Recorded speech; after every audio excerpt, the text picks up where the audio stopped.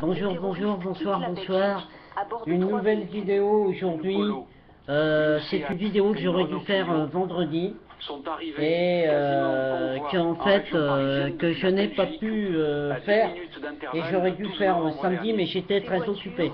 Vous savez que ma famille a failli être touchée, notamment Saint-Denis, je vous l'avais dit.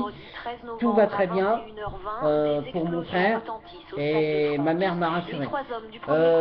Sachez que une autre partie de ma famille a failli être touchée. Nous allons parler des attentats au Mali, à Bamako, puisque j'ai des origines maliennes. On se retrouve tout de suite, c'est notre édito du jour, du soir, pour les attentats au Mali, à l'hôtel Radisson Blu à Bamako.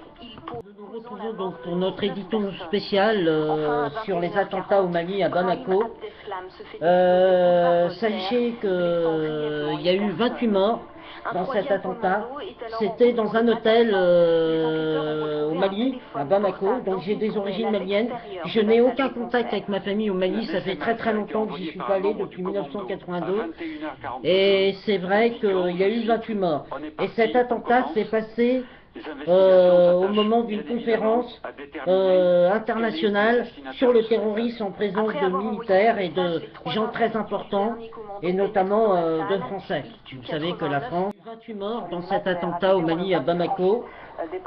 Finalement, ça a été réglé très vite hier, dans la journée, et évidemment, vous comprenez bien que la situation est toujours chaude au Mali, puisqu'il y a eu 28 morts, et évidemment, bien sûr, le terrorisme s'extériorise et s'internationalise. Il faut savoir que il y a eu notamment des attentats aussi au Liban, c'est vrai au niveau de l'Extrême-Orient, et même en Syrie et en Turquie, et personne n'en a jamais parlé. Voilà, ce qui est évidemment très très grave. Mais ça veut dire que aujourd'hui le terrorisme s'étend partout. Vous savez qu'au Mali c'est Boko Haram. Et surtout il y a une guerre entre l'État islamique et Al-Qaïda. À l'heure actuelle, c'est plutôt Al-Qaïda qui fait la loi au Mali, et ce n'est pas l'État islamique. Et donc il y a une rivalité, mais cette rivalité est appuyée par les services secrets français, puisqu'elle s'est faite lors d'une conférence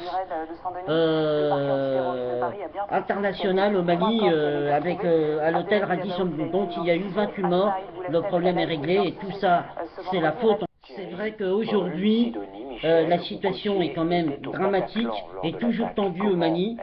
Évidemment, bien sûr, on doit penser à la communauté malienne qui travaille dans le nettoyage industriel.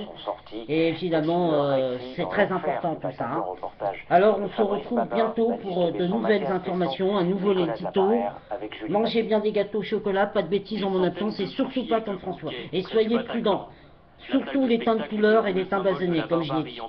Allez.